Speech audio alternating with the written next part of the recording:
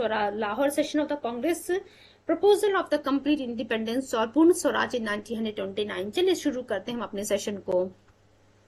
Please give me few seconds.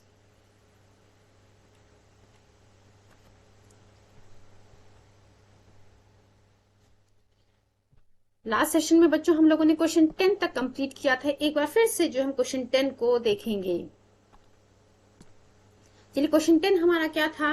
With reference to the Simon commission recommendation which one the following statement is correct. तो देखिए आखिर में Simon commission में बच्चों क्या कह रहा था।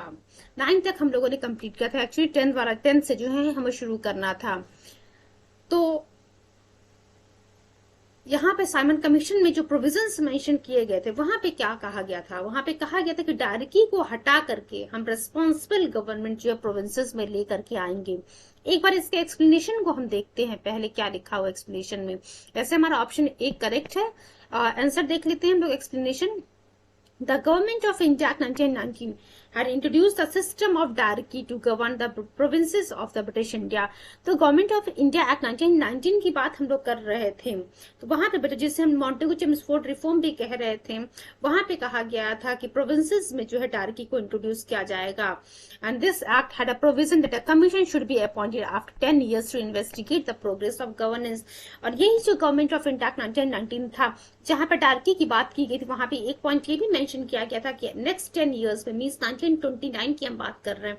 1929 में जो है एक कमीशन अपॉइंट किया जाएगा जो कि ये देखेगा कि गवर्नमेंट ऑफ इंडिया एक्ट 1919 कितना प्रोग्रेस किया है। The other statement in the context to Simon Commission is incorrect। Means देखिए जो ए वाला ऑप्शन था हमारा ये करेक्ट है। फाइन, चलिए मूव करते क्वेश्चन नंबर 11 की तरफ। लाला लाजपत राय वॉज इंजर्ड। तो देखिए साइमन कमीशन का विरोध करते हुए ही एक्चुअली लाला लाजपत राय जी के ऊपर जो है लाठीचार्ज किया जाता है और उसी कारण जो है कुछ दिनों के बाद इनकी मृत्यु हो जाती है। तो Lala Lajpat Rai was injured in lathi charge in protest to the Simon commission.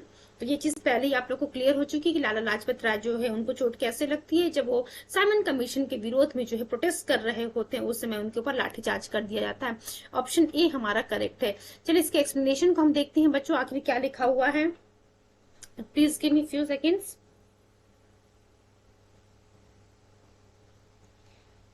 चलिए एक्सप्लेनेशन हम शुरू करते हैं। 1927 British government in England decided to send a commission. देखिए ये हम लोगों ने पहले पढ़ लिया है कि 1927 में यानी 1927 में साइमन कमीशन को अपॉइंट किया जाता है under the chairmanship of the sir John Simon. और ये कमीशन जो है फरवरी 1928 में भारत में पहुंचती। जब भारत पहुंचती है बॉम्बे में फेब 1928 में, तो उस समय जो है साइमन गो बैक या फिर साइमन वापस जाओ का नारा जो है भारतीयों के द्वारा दिया जा रहा था। 1928 की बात करते हैं जब साइमन कमीशन लाहौर पहुंचती है, तो उस समय जो है लाला लाजपत राय जी लीड कर रहे होते हैं एक नॉन वायलेंट प्रोटेस्ट को इस साइमन कमीशन के खिलाफ। और इसी के आप कह सकते हैं इसी की वजह से जो है पुलिस के द्वारा जो है ब्रिटिश गवर्नमेंट के द्वारा जो आप कह सकते हैं पुलिस फोर्स के द्वारा लाला लाजपत राय जी के ऊपर लाठीचार्ज किया जाता है। The police struck back with a lethal force carrying out a lathi charge. Lala Lajpat Rai ji को बहुत ज्यादा चोट लगती है in the police assault and eventually died in November 1928। तो देख सकते हैं आप कि कुछ दिनों के बाद लाला लाजपत राय जी की मृत्यु हो जाती है। चलिए क्वेश्चन नंबर 12 की तरफ हम मूव करते हैं बच्चों। Please give me few seconds. चलिए शुरू करते हैं। To whom was the title of Punjab Kesari conferred. तो देखिए क्या कह रहा है कि पंजाब केसरी का टाइटल जो है किसे दिया गया था। तो देखिए बच्चों हम यहाँ पे बात कर रहे हैं लाला लाजपत राय जी की। ध्यान रखिएगा Punjab Kesari, just wait, Punjab Kesari title was conferred to the Lala Hardayal को मैंने टिक कर दिया है। लाला लाजपत राय जी की हम यहाँ बात करें, सी हमारा सही है लाला लाजपत राय जी, ठीक है। Lala Lajpat Rai is also known as Punjab Kesari, was one of the major political leader of the Punjab who led freedom movement against the British rule. तो हम लोगों ने देख लिया लाला लाजपत राय जी को जो है पंजाब केसरी के नाम से भी जानते हैं। चलिए क्वेश्चन नंबर 13 की तरफ हम मूव करते हैं। Protest led by the Lala Lajpat Rai was organized in Lahore 1928 against the Simon Commission. तो क्या कह रहा है, एसेशन और रीजन के फॉर्म में दिया हुआ है। तो क्या कह रहा है कि जो प्रोटेस्ट लाहौर में 1928 में साइमन कमीशन के खिलाफ ऑर्गेनाइज किया गया था लाला लाजपत राय जी के द्वारा, तो कह रहा है कि वो साइमन कमीशन के खिलाफ प्रोटेस्ट कर रहे थे लाला लाजपत राय जी। तो हाँ, ये तो आप चीज आप लोग को पता ही, ये पॉइंट ध्यान रखिएगा, ये अपने आप में एक फुल स्टेटमेंट है जहां से क्वेश्चन पूछ सकता है कि जो लाला लाजपत राय जी के द्वारा प्रोटेस्ट जो है किया गया था लाहौर में 1928 में साइमन कमीशन के खिलाफ। रीजन कह रहा, Simon commission did not have a single Indian member in it. क्या कारण ये था विरोध करने का कि साइमन कमीशन में कोई भी व्यक्ति भारतीय नहीं था। आप सभी लोगों को पता है कि साइमन कमीशन जो है 7 मेंबर्स की बॉडी थी जिसको चेयर कर रहे थे सर जॉन साइमन।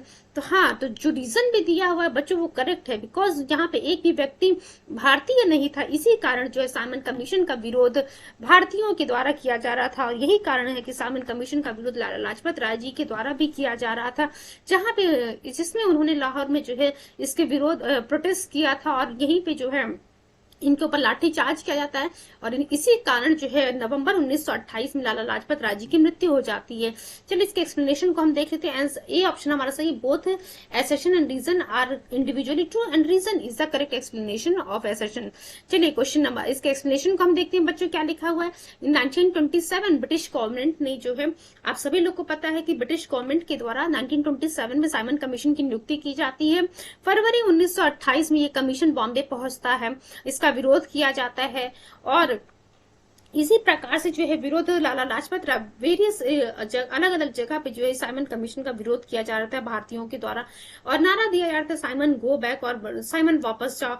इसी प्रकार से जो है हमें लाहौर में भी प्रोटेस्ट देखने को मिलता है, जो कि जिसको लीड कर रहे थे लाला लाजपत राय जी।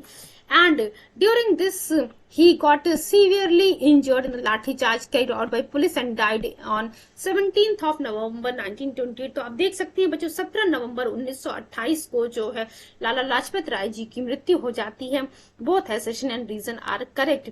चलिए क्वेश्चन नंबर 14 की तरफ हम मूव करते हैं बच्चों। क्या लिखा, Nehru report was prepared by. तो ध्यान रखिएगा, नेहरू रिपोर्ट से जो आप ये मत सोचिएगा कि जवाहरलाल नेहरू जी के द्वारा ये प्रिपेयर किया गया था। Actually it was prepared by Motilal Nehru ji. तो देखिए क्या लिखा हुआ, Nehru report was prepared by whom, Motilal Nehru. ध्यान रखिएगा, जवाहरलाल नेहरू का नाम मत टिक कर दीजिएगा, इट इज ये जो है मोतीलाल नेहरू जी की हम यहाँ पे बात कर रहे हैं। चलिए जस्ट वेट।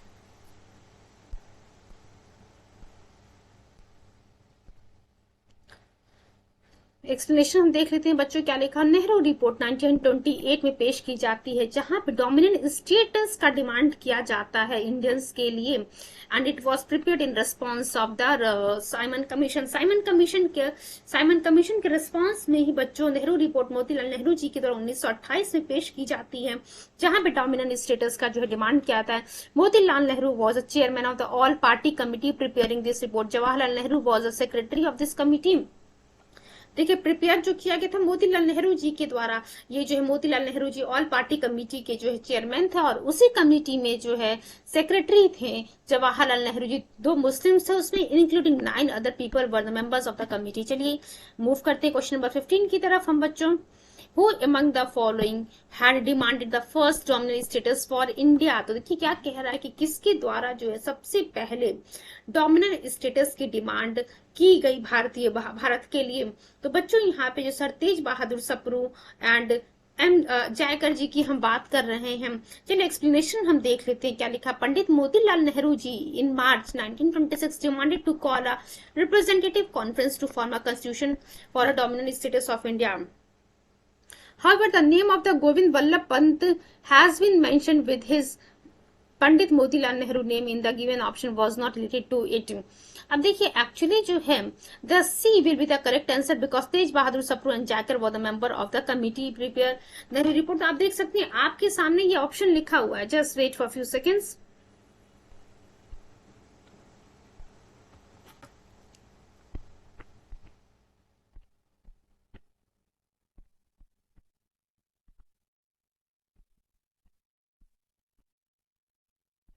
देखिए बच्चों आपके सामने ऑप्शन एक बार देखिए जरा कि क्या लिखा हो। पंडित बी वाला ऑप्शन, अगर आप मोतीलाल नेहरू की बात कर रहे हैं तो मोतीलाल नेहरू लिखा हुआ है एंड गोविंद वल्लभ पंत लिखा हुआ है।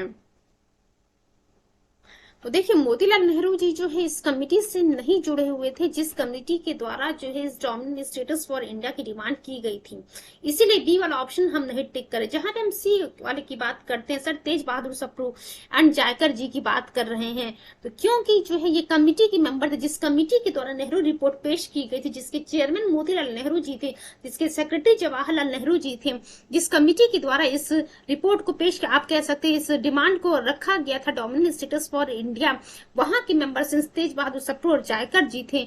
इसलिए जो सी वाला ऑप्शन हम यहाँ पे टिक कर रहे हैं, मींस तेज बहादुर सप्रू एंड जायकर जी, इस और गोविंद वल्लभ पंत और मोतीलाल नेहरू का जो है नाम यहाँ पे, क्योंकि गोविंद वल्लभ पंत दे दिया है, इसलिए जो है इनका नाम, ये बी वाला ऑप्शन हम यहाँ पे कंसिडर नहीं कर रहे हैं। सिर्फ अगर पंडित मोतीलाल नेहरू रहता तो हम सबसे पहले जो बच्चों बी को टिक करते हैं। चलिए क्वेश्चन नंबर 16 की तरफ हम मूव करते हैं। Please give me few seconds.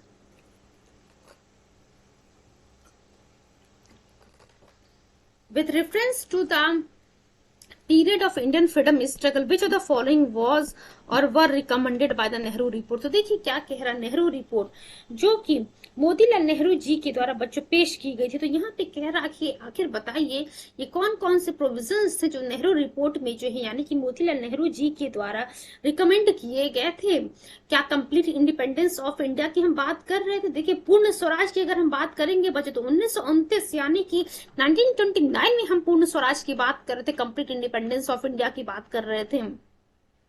चलिए जहां जहां जो है अगर ऑप्शन एलिमिनेशन की हम बात करते तो जिस जिस ही ऑप्शन में वन वाला लिखा हो वो जी गलत है बच्चों। देख सकते हैं आप ए में, डी में और सी में, इन तीनों जगह तीनों में जो है वन ऑप्शन है, तो इट मींस ए सी और डी गलत है। अगर आप ऑप्शन एलिमिनेशन की हम बात करते हैं तो सिर्फ यहाँ पे हमारे पास जो है बी वाला ऑप्शन बचता है जहां पे वन नहीं लिखा हुआ है, इससे बी हमारा करेक्ट है। ठीक है, और आंसर भी हमारा बी ही है बच्चों। 2 एंड 3 जो है आर द करेक्ट वन।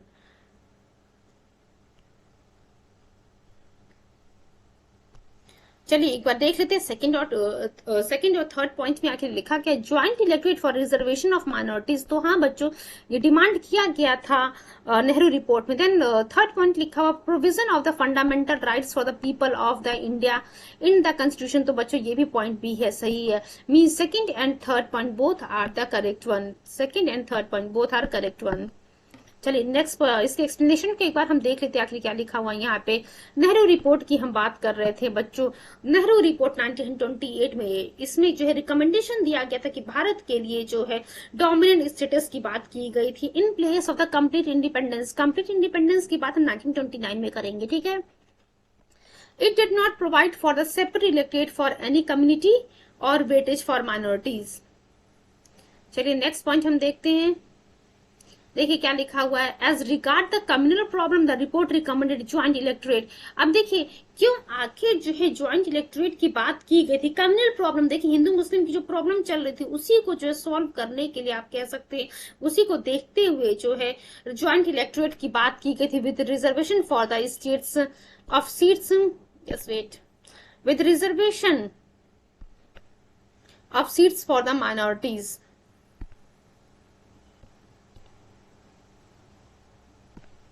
चलिए नेक्स्ट पॉइंट हम देखते हैं। Report also defined the provision और the fundamental rights including the right to give speech, organise meetings and make organisation. तो देख सकते हैं बच्चों जो हम लोग सेकंड और थर्ड पॉइंट हम लोगों ने पढ़ा था कि joint electorate for the reservation of the seats for minority, क्योंकि जो है कम्युनल प्रॉब्लम को रिजोल्व करने की बात यहाँ पे की जाए। जो थर्ड पॉइंट हमारे पास लिखा हुआ है provisions for fundamental rights for the principle of India in the constitution for the people of India in the constitution. तो देखिए ये भी पॉइंट था, सेकंड और थर्ड पॉइंट हमारा सही है। चलिए नेक्स्ट पॉइंट हम देखते हैं। 17 नंबर क्वेश्चन पे क्या लिखा हुआ है हमारे सामने। Who among the following was responsible for the formation of Independence of India League 1928। तो देखिए बच्चों क्या कह रहा है कि आखिर में से इनमें से कौन कौन लोग जो है मिल करके इंडिपेंडेंस ऑफ इंडिया लीग की स्थापना करते हैं 1928 में। तो बच्चों ध्यान रखिएगा जवाहरलाल नेहरू जी और सुभाष चंद्र बोस जी, ये दोनों लोग मिल करके जो है जवाहरलाल नेहरू जी और सुभाष चंद्र बोस जी, ये दोनों लोग मिल करके बच्चों इस इंडिपेंडेंस ऑफ इंडिया लीग की स्थापना करते हैं। Just wait.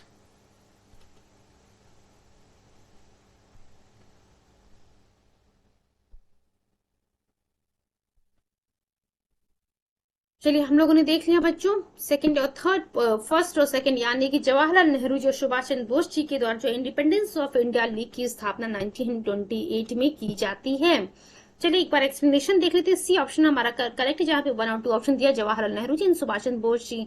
Jawaharlal Nehru and Subhash Chandra Bose jointly founded Independence for India League 1928 with the purpose to articulate the for complete independence ahead of dominant East। तो देखिए क्या लिखा है कि Jawaharlal Nehru and Subhash Chandra Bose jointly founded independence for India league 1928। ठीक है, क्लियर हो गया क्यों जो है आखिर में इस इंडिपेंडेंस फॉर इंडिया लीग की स्थापना 1928 में जवाहरलाल नेहरू एंड सुभाष चंद्र बोस जी के द्वारा की जाती है, ताकि for the to articulate for the complete independence ahead of the dominant state. Independence league played an important role to unite progressive powers against the British. चलिए क्वेश्चन नंबर 18 की तरफ हम मूव करते हैं बच्चों। क्या लिखा हुआ है, थोड़े से क्वेश्चन और बचे, उसके बाद हम लाहौर सेशन ऑफ कांग्रेस की बात करेंगे, जहां पे हम कंप्लीट इंडिपेंडेंस को देखेंगे। चलिए देखते हैं क्या लिखा होता है। Nehru report was drafted bye a committee headed by whom. तो हम लोगों ने देखा था मोतीलाल नेहरू जी के द्वारा जो है हेड किया जा रहा था, जिस कमिटी के द्वारा जो है नेहरू रिपोर्ट को ड्राफ्ट किया गया था। और सब्जेक्ट क्या था आखिर, constitutional arrangement in India. Constitutional arrangement in India, it was subject of the Nehru report. चलिए इसका एक्सप्लेनेशन को हम देख लेते हैं। क्या लिखा हुआ बच्चों यहाँ पे, Nehru report was drafted by committee headed by Motilal Nehru and subject was the constitutional arrangement in India। चलिए क्वेश्चन नंबर 19 की तरफ हम मूव करते हैं। In which of the following section of the Muslim League Mohammad Ali Jinnah put forth his 14 point proposal। देखिए 14 सूत्रीय मांग यानी कि 14 point proposal। एक ये भी पूछता है कि किसके द्वारा इसको लेकर के आया गया था, तो मोहम्मद अली जिन्ना जी के द्वारा बच्चों ये लेकर के आया जाता है मुस्लिम लीग के 1929 अधिवेशन में। चलिए एक बार देख लेते हैं इसका सही आंसर क्या, 1929। एक्सप्लेनेशन हम देखते हैं बच्चों आखिर एक्सप्लेनेशन में क्या लिखा हुआ है। सभी पॉइंट जो घटना चक्र एनसीईआरटी से ही कवर किए जा रहे हैं। 14 point proposal to protest Nehru report. आप देख सकते हैं बच्चों की ये जो 14 पॉइंट प्रपोजल था, जिसको जिन्ना जी के द्वारा लेकर के आया गया रहता है, वो नेहरू रिपोर्ट की खिलाफी लेकर के आते हैं। और कब जो मोहम्मद अली जिन्ना इस 14 पॉइंट प्रपोजल को लेकर के आते हैं, 28 मार्च 1929 को, as constitutional reform plan to safeguard the political right of the Muslims in a self governing India. चलिए क्वेश्चन नंबर 20 की तरफ हम मूव करते हैं। Please give me few seconds.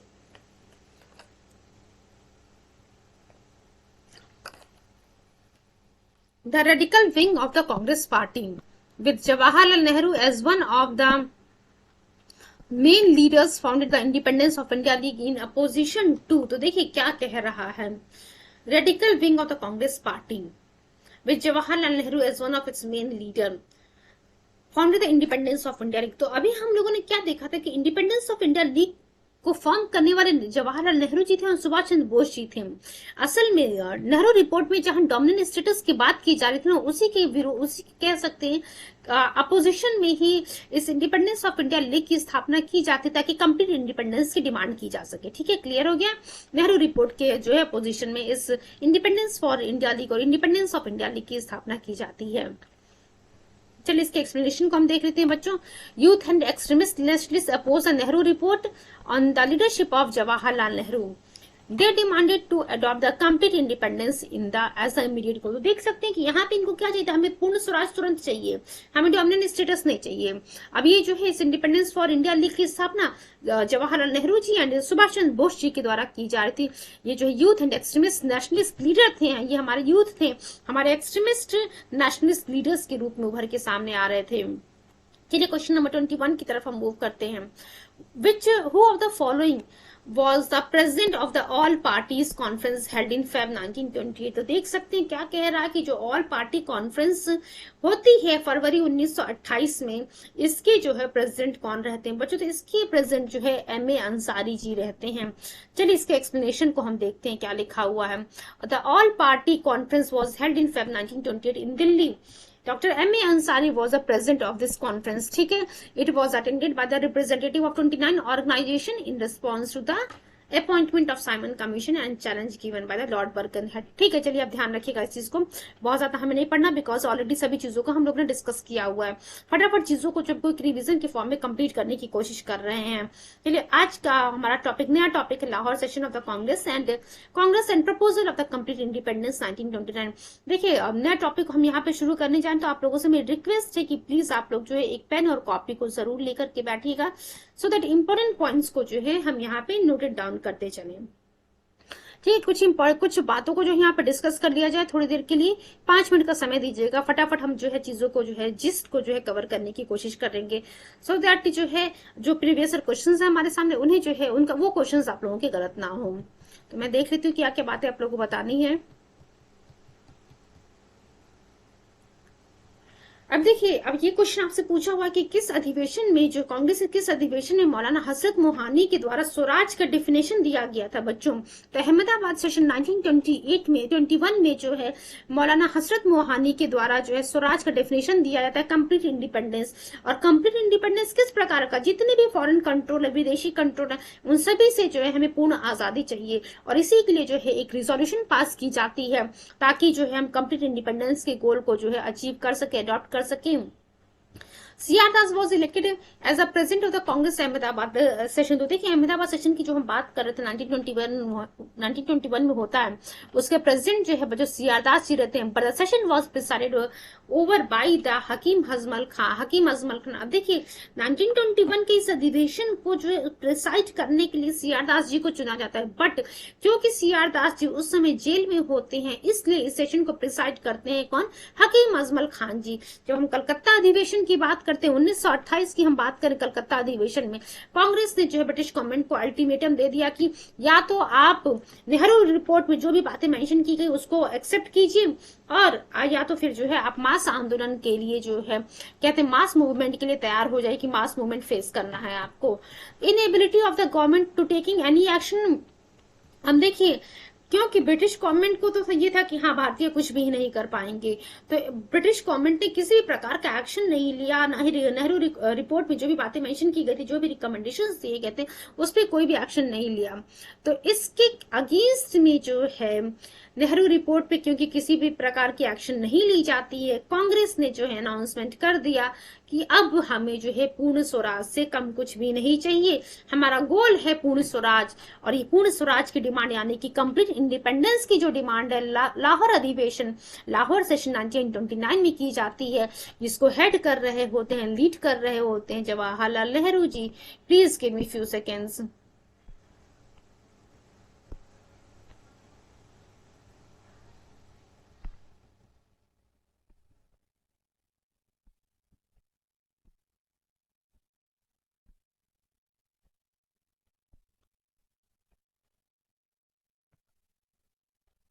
Just wait for a few seconds.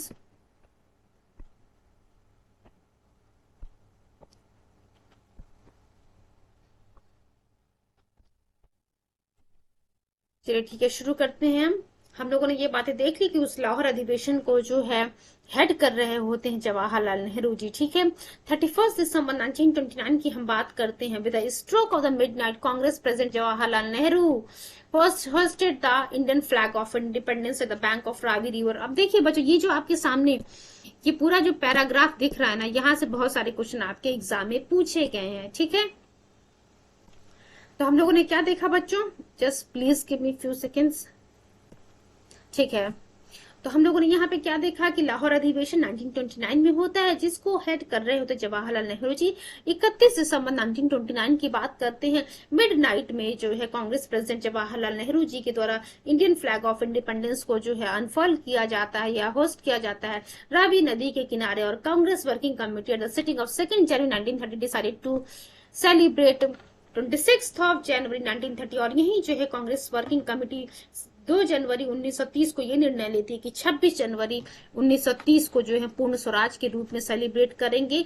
और 26 जनवरी को जो है हर साल हम पूर्ण स्वाधीनता दिवस के रूप में, जिसे आज हम रिपब्लिक डे के रूप में मनाते हैं, पूर्ण स्वाधीनता दिवस के रूप में मनाया जाएगा।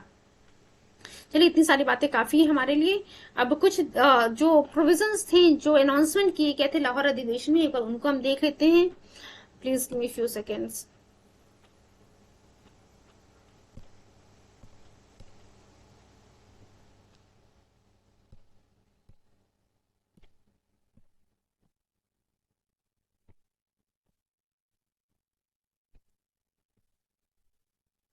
Just wait.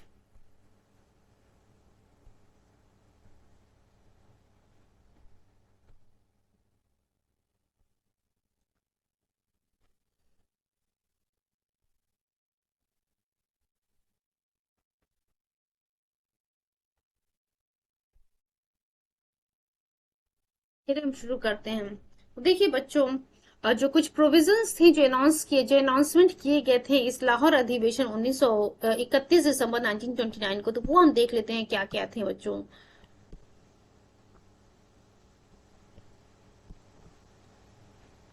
There is no benefit from round table conference. तो आप देख सकते हैं क्या कह रहा है यहाँ पे कि राउंड टेबल कॉन्फ्रेंस से हमें किसी भी प्रकार का फायदा नहीं हो रहा था।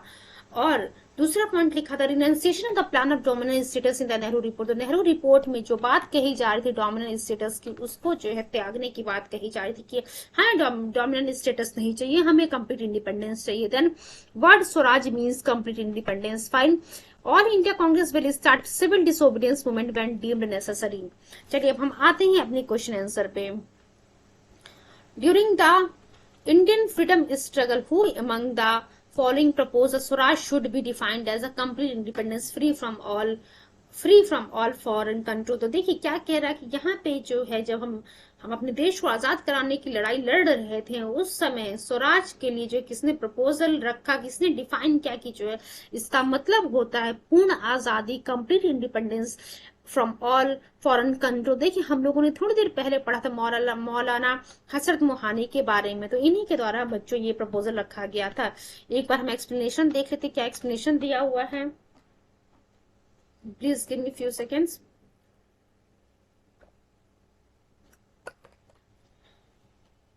देखिए बच्चों, मौलाना हसरत मोहानी अहमदाबाद के अधिवेशन में हम लोगों ने देखा था 1921 में जो है अहमदाबाद का अधिवेशन होता है, वहां पे मौलाना हसरत मोहानी के द्वारा जो है स्वराज शब्द का जो है डेफिनेशन दिया था कि कंप्लीट इंडिपेंडेंस है, इसका मतलब free from all foreign control and should be considered the goal of the Congress. और यही जो है कंप्लीट इंडिपेंडेंस जो है अब कांग्रेस का जो है गोल होना चाहिए। और सीआर दास जी जो है इस अहमदाबाद के जो इंडियन नेशनल कांग्रेस का जो अहमदाबाद अधिवेशन होता है उसके प्रेसिडेंट के रूप में चुने जाते हैं, बट क्योंकि जो है वो उस समय जेल में होते हैं तो इस कारण जो है हकीम अजमल खान के द्वारा जो है इस अहमदाबाद अधिवेशन 1921 को प्रिसाइड किया जाता है। चलिए क्वेश्चन नंबर, ये जो है पॉइंट आपके सामने जो बच्चों लिखा हुआ है इससे एक्चुअली 2-3 बार एग्जाम में क्वेश्चन पूछा हुआ है।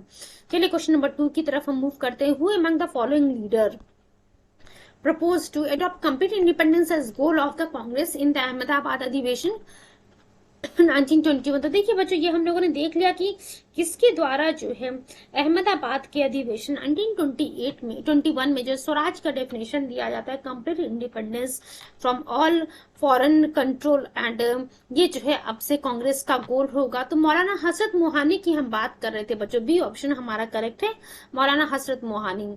चलिए इसके एक्सप्लेनेशन को हम देख लेते हैं बच्चों, बी ऑप्शन हमारा करेक्ट है, ठीक है। चलिए क्वेश्चन नंबर 3 की तरफ हम देखते हैं। आप लोगों से रिक्वेस्ट है कि प्लीज आप लोग जो है पेन और कॉपी लेकर के बैठिएगा सो दैट इंपॉर्टेंट पॉइंट्स को आप नोटेड डाउन करते चलें। चलिए क्वेश्चन नंबर 3 की तरफ हम मूव करते हैं। When did the Congress pass the proposal of independence of India for the first time. तो देखिए क्या कह रहा है कि कब जो है कांग्रेस के द्वारा एक प्रपोजल पास किया जाता है independence of India for the first time. तो देखिए बच्चों हम 1929 लाहौर अधिवेशन की ही हम बात कर रहे हैं। चलिए इसके एक्सप्लेनेशन को हम देख लेते हैं क्या लिखा हुआ है यहाँ पे। 1929, just wait for a few seconds.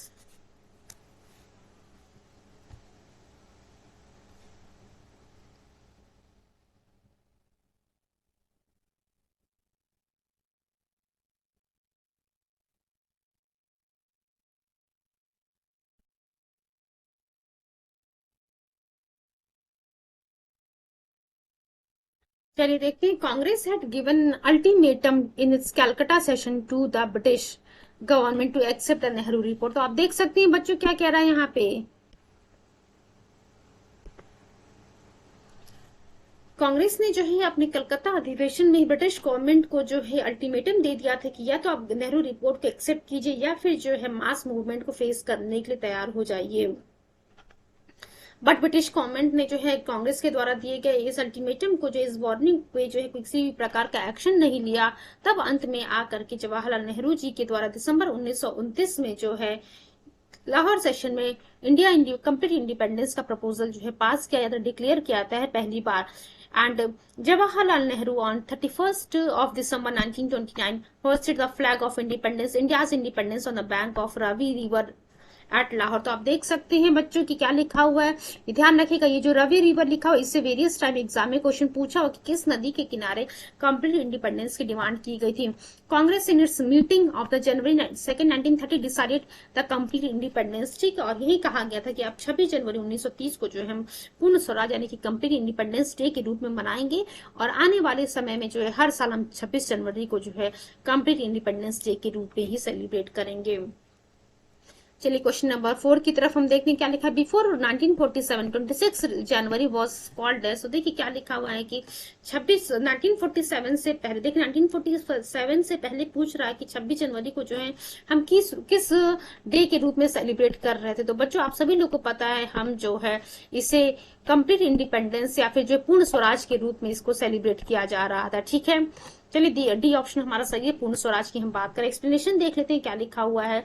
Lahore अधिवेशन 1929 होता है जहां पे पूर्ण स्वराज के प्रपोजल को पास किया जाता है, और जवाहरलाल नेहरू जी के द्वारा एक कह सकते फ्लैग होस्टिंग की जाती है, और इंडियाज इंडिपेंडेंस ऑन 31 दिसंबर 1929 रवि नदी के किनारे लाहौर में, और यही डिसाइड किया जाता है कि 26 जनवरी 1930 को जो हम सेलिब्रेट करेंगे पूर्ण स्वराज डे और कंप्लीट इंडिपेंडेंस डे, और यही 1947 तक जो हम पूर्ण स्वराज दिवस के रूप में मनाते आए। चलिए क्वेश्चन नंबर 5 की तरफ हम मूव करते हैं। Once again it's my humble request to all of you, please आप लोग पेन और कॉपी लेकर के जरूर बैठिएगा, एंड जितने भी हमारे प्रीवियस सेशंस आप लोगों को प्रोवाइड किए गए हैं प्लीज सभी सेशंस को जरूर ध्यान से सुनिएगा।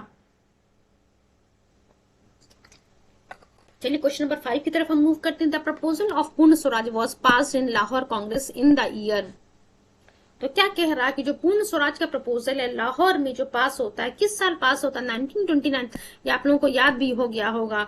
चलिए क्वेश्चन नंबर 6 की तरफ हम मूव करते हैं, क्या लिखा हुआ है। Which day was declared as Purna Swaraj day by the Indian National Congress, तो देखिए क्या कह रहा है, किस दिन को जो है पूर्ण स्वराज दिवस के रूप में इंडियन कांग्रेस नेशनल कांग्रेस के द्वारा मनाया जाता है। तो 26 जनवरी 1930 हम लोगों ने देखा, 26 जनवरी 1930 को जो है मनाया जा रहा था, डिक्लेयर किया गया था कि पूर्ण स्वराज दिवस यानी कि कंप्लीट इंडिपेंडेंस डे। चलिए क्वेश्चन नंबर 7 की तरफ हम मूव करते हैं। अप्रोक्सीमेट 19 क्वेश्चन है, उसके बाद हम सिविल डिसोबीडियंस मूवमेंट एंड और जिसे हम सभी ने अवज्ञा आंदोलन के नाम से भी जानते हैं उसके बारे में पढ़ेंगे।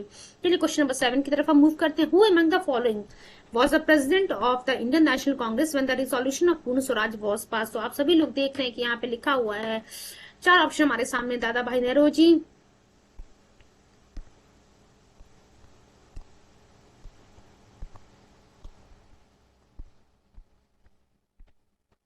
क्वेश्चन था हमारे सामने। क्वेश्चन नंबर 7 की हम बात कर रहे हैं बच्चों, लिखा हुआ था कि इंडियन नेशनल कांग्रेस जब पूर्ण स्वराज का रिजोल्यूशन पास कर रही होती है उस समय जो है इंडियन नेशनल कांग्रेस का प्रेसिडेंट कौन रहता है, तो जवाहरलाल नेहरू जी रहते हैं। इसमें आपको जो है थोड़ा सा भी डाउट नहीं होना चाहिए कि इसका प्रेसिडेंट इस समय जो है INC के प्रेसिडेंट कौन रहते हैं। चलिए क्वेश्चन नंबर 8 की तरफ हम मूव करते हैं।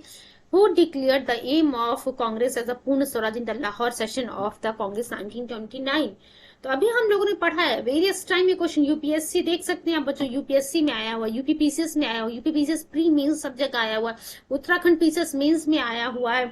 तो किसी भी स्टेट में क्वेश्चन ऐसा नहीं कि किसी स्टेट में नहीं पूछा कि वेरियस BPSC UPSC उत्तराखंड अलग अलग राज्यों में जो इस क्वेश्चन को पूछा गया है, और हर राज्य के जो अलग अलग एग्जाम में भी पूछा गया है कि पूर्ण स्वराज जो गोल रखा गया था कांग्रेस का, लाहौर अधिवेशन कांग्रेस लाहौर अधिवेशन 1929 में जो पूछा गया था, जो इस एम को रखा गया था, उस एम को डिक्लेयर करने वाले कौन थे, तो जवाहरलाल नेहरू जी की हम बात कर रहे हैं। It was declared by Jawaharlal Nehru ji as the aim of the Congress और as Purna Swaraj.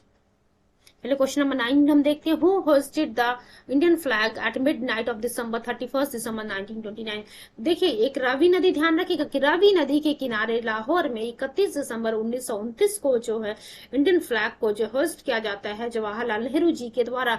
D option हमारा करेक्ट है। चलिए क्वेश्चन नंबर 10 की तरफ हम मूव करते हैं बच्चों।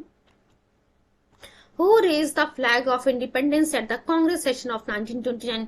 क्या अभी भी आप लोग को यहाँ पे सोचना है? देख सकते हैं बीपीएससी में भी यही क्वेश्चन रिपीट हुआ, बीपीएससी में, उत्तराखंड में, यूपीपीसीएस में, यूपीएससी में। पंडित जवाहरलाल नेहरू जी की हम बात कर रहे हैं बच्चों। Who raise the flag of independence at the Congress अधिवेशन 1929? तो हम बच्चों यहाँ पे पंडित जवाहरलाल नेहरू जी की बात कर रहे हैं, बी ऑप्शन हमारा करेक्ट है। चलिए क्वेश्चन मूव करते हैं क्वेश्चन नंबर हम 11 की तरफ। ध्यान रखिएगा आप लोगों को मैं पहले ही बता दूं कि मेरा जो है पेन टैब थोड़ा सा काम नहीं कर रहा है, इस वजह से जो है हाइलाइटर यूज करें, वहां भी जो है चीजें थोड़ी सी दिक्कत कर रही हैं, थोड़ा सा आप लोग जो है कॉपरेट कर लीजिएगा, 2-4 दिन लगेंगी चीजें सही होने में। क्वेश्चन है हमारा, when was the newly adopted try colour flag of freedom first hosted? तो देख सकते कि कब जो है इसको होस्ट किया गया था हमारे ट्राई कलर फ्लैग को। तो 31 दिसंबर 1929 की हम बात कर रहे हैं, 31 दिसंबर 1929। चलिए क्वेश्चन नंबर 12 की तरफ हम मूव करते हैं। विच one of the following session of the Indian National Congress was presided bye Jawaharlal Nehru for the first time? तो देखिए कह रहा है कि जवाहरलाल नेहरू जी के द्वारा इंडियन नेशनल कांग्रेस से किस अधिवेशन को जो है पहली बार प्रिसाइड किया गया था? तो वही लाहौर अधिवेशन 1929 का, 1929 का, जहां पे जो है कंप्लीट इंडिपेंडेंस की डिमांड की गई थी इसी अधिवेशन में। तो ये ऑप्शन हमारा करेक्ट है। एक्सप्लेनेशन हम देख लेते हैं क्या लिखा हुआ है। Lahore session 1929 of Congress was presided over by Jawaharlal Nehru ji first time and the proposal of complete independence was pass in this session. आप सभी लोग को पता है, और इसी सेशन में जो है ये कहा गया था कि अब हर साल जो है 26 जनवरी को जो है कंप्लीट इंडिपेंडेंस डे के रूप में हम सेलिब्रेट करेंगे। चलिए क्वेश्चन नंबर 13 की तरफ हम मूव करते हैं बच्चों। क्या लिखा हुआ है? Lahore session of the INC 1929 is important in history because, अब देखिए क्या कह रहा है कि किन किन कारणों से जो है, किस कारण से जो है आईएनसी का जो है लाहौर अधिवेशन जो होता है 1929 में, ये इंपॉर्टेंट है। The Congress pass a resolution demanding complete independence. क्या कांग्रेस जो है यहाँ पे कंप्लीट इंडिपेंडेंस या फिर पूर्ण स्वराज की डिमांड करती है? दूसरा लिखा, the rift between extremist and moderates was resolved in that session। नहीं बच्चों, ये जो सेकंड पॉइंट लिखा है एक्चुअली ये लखनऊ अधिवेशन की बात कर रहा है, और इसी लखनऊ अधिवेशन 1916 में जो है एक्सट्रीमिस्ट लीडर्स जो है रीयूनाइट हो जाते हैं मॉडरेट लीडर्स से। सेकंड पॉइंट देखिए क्या लिखा, थर्ड पॉइंट क्या लिखा, resolution was pass rejecting the two nation theory in that session. तो पहला, दूसरा और तीसरा पॉइंट गलत है, यहाँ पे सिर्फ पहला पॉइंट हमारा सही है। चलिए मूव करते हैं हम क्वेश्चन नंबर 14 की तरफ।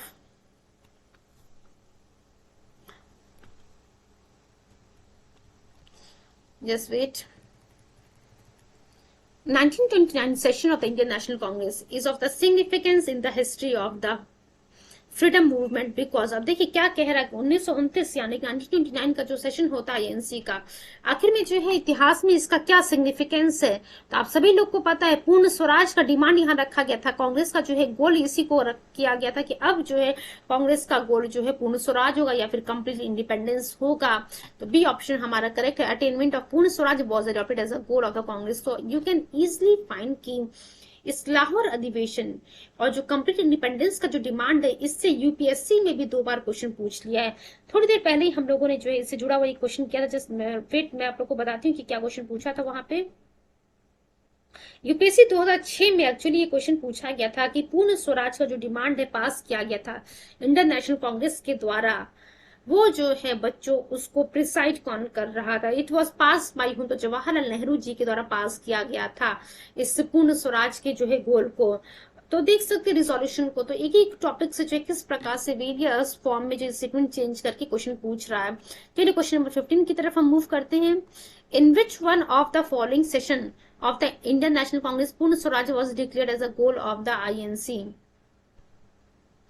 तो देखिए हम लोगों ने देखा था लाहौर अधिवेशन 1929, लाहौर सेशन 1929 की हम बात करें, ए ऑप्शन हमारा करेक्ट है। चलिए क्वेश्चन नंबर 16 की तरफ हम मूव करते हैं। For the first time Purna Swaraj was declared by the Congress at Lahore. आप सभी लोग को पता है बच्चों, यहाँ पे कुछ सोचना समझना नहीं है आप लोगों को, लाहौर की हम बात कर रहे हैं। चलिए क्वेश्चन नंबर 17 की तरफ हम मूव करते हैं।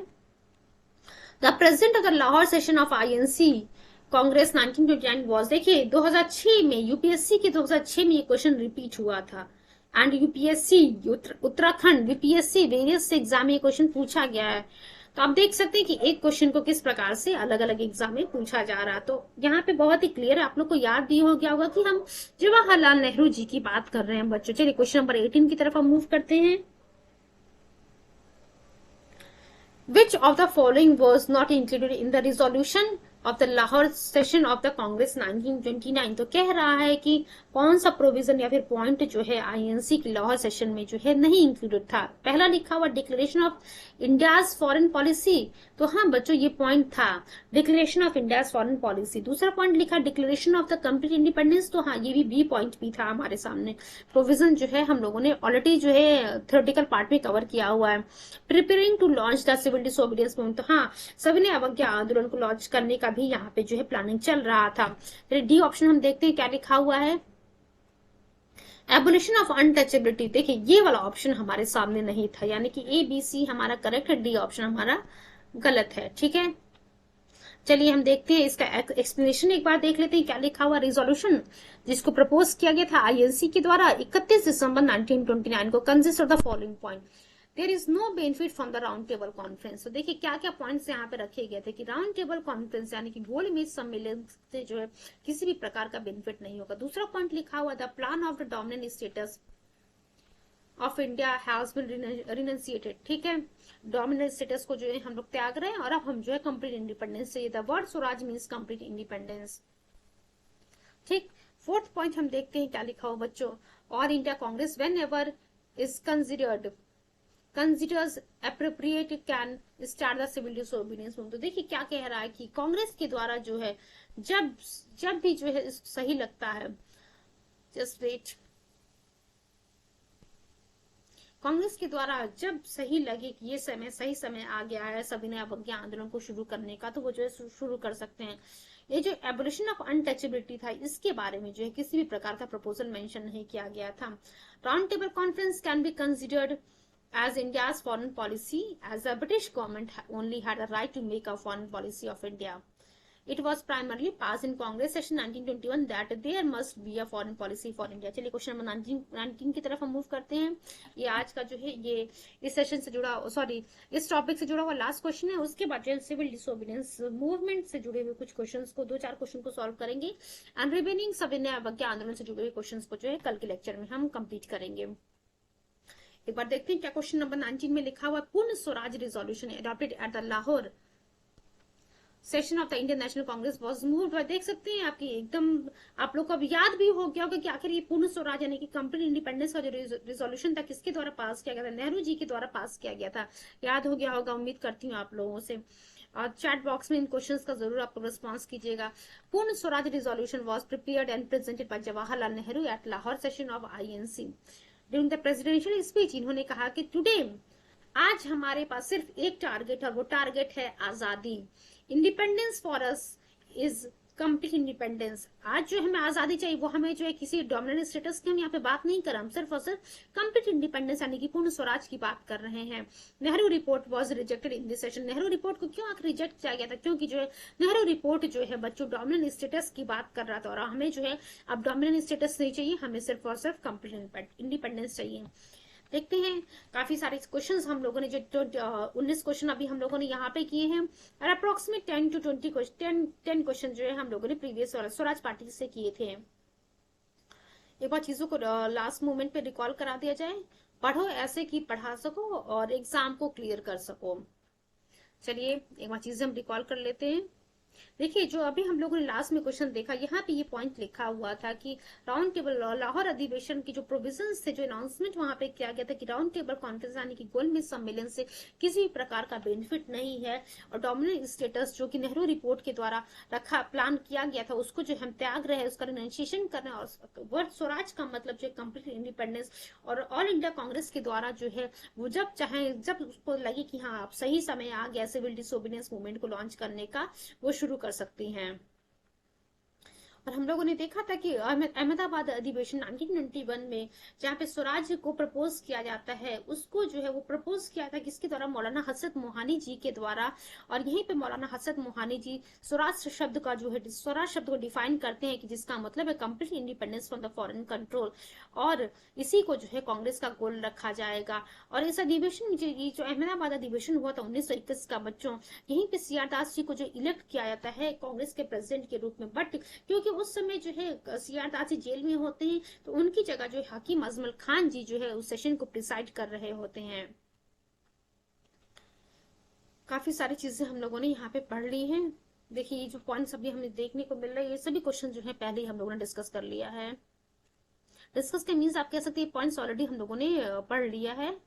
बस कुछ जो नए पॉइंट्स होंगे, जो चीजें में भी जो है आपके माइंड से स्किप हो गई होंगी, उसी को मैं रिकॉल कराने की कोशिश कर रही हूँ। चलिए अब हम सिविल डिसोबीडियंस मूवमेंट की बात करते हैं, यानी कि सविनय अवज्ञा आंदोलन। ध्यान रखिएगा, सविनय अवज्ञा आंदोलन से जो है सबसे इंपॉर्टेंट क्वेश्चन ये पूछता है कि ये जो सविनय अवज्ञा आंदोलन या फिर सिविल डिसोबीडियंस मूवमेंट है, किसकी लीडरशिप में आखिर शुरू होता है। तो महात्मा गांधी जी की लीडरशिप में सिविल डिसोबीडियंस मूवमेंट को शुरू किया जाता है। 12 मार्च 1930 को Gandhi ji civil disobedience movement को शुरू करते हैं डांडी मार्च से। And he with his chosen companions departed from Sabarmati, और साबरमती से बच्चों ये डांडी के लिए निकलते हैं। ये क्वेश्चन पूछा हुआ कि सिविल डिसोबीडियंस मूवमेंट कहाँ से शुरू होता है और कहाँ खत्म होता है। तो साबरमती से शुरू होता है ये, और डांडी तक, डांडी जाकर के खत्म होता है। गांधी जी की लीडरशिप नेतृत्व में सिविल डिसोबीडियंस मूवमेंट को शुरू किया था। 12 मार्च को गांधी जी शुरू करते हैं और 6 अप्रैल 1930 को जो है डांडी पहुंचते हैं। इतने डांडी पहुंचते हैं और वहां जाकर के गांधी जी के द्वारा जो गांधी जी नमक कानून को तोड़ते हैं। कैसे नमक कानून को गांधी जी के द्वारा तोड़ा जाता है, गांधी जी ब्रोक सॉल्ट लब picking up a lump of salt, एक मुट्ठी पर नमक को लेकर के गांधी जी जो है डांडी में जो है नमक कानून को तोड़ते हैं।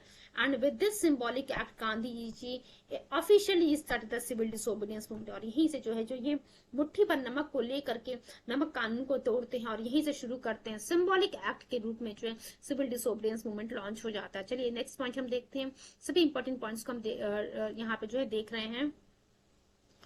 और ये जो गांधी जी का जो है साबरमती से डांडी तक के लिए जो यात्रा शुरू की गई थी, इसकी तुलना जो है सुभाष चंद्र बोस जी के द्वारा नेपोलियन के मार्च से की जाती है, जो कि एल्बा से लेकर के पेरिस के लिए मार्च करता है Napoleon.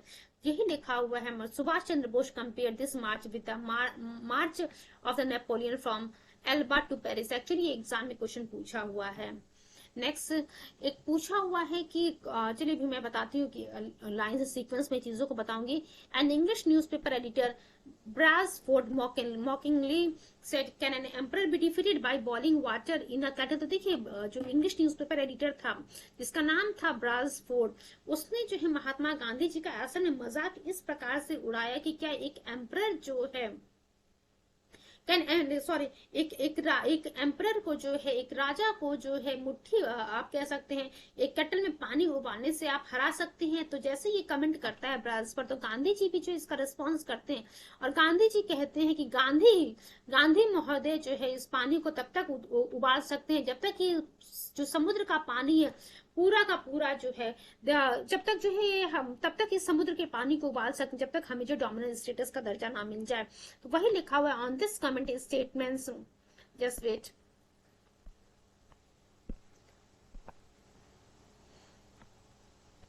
Please give me few seconds. तो यही लिखा हुआ है कि on this statement comment statesman newspaper replied, Mahatma Gandhi can boil the sea water till they got the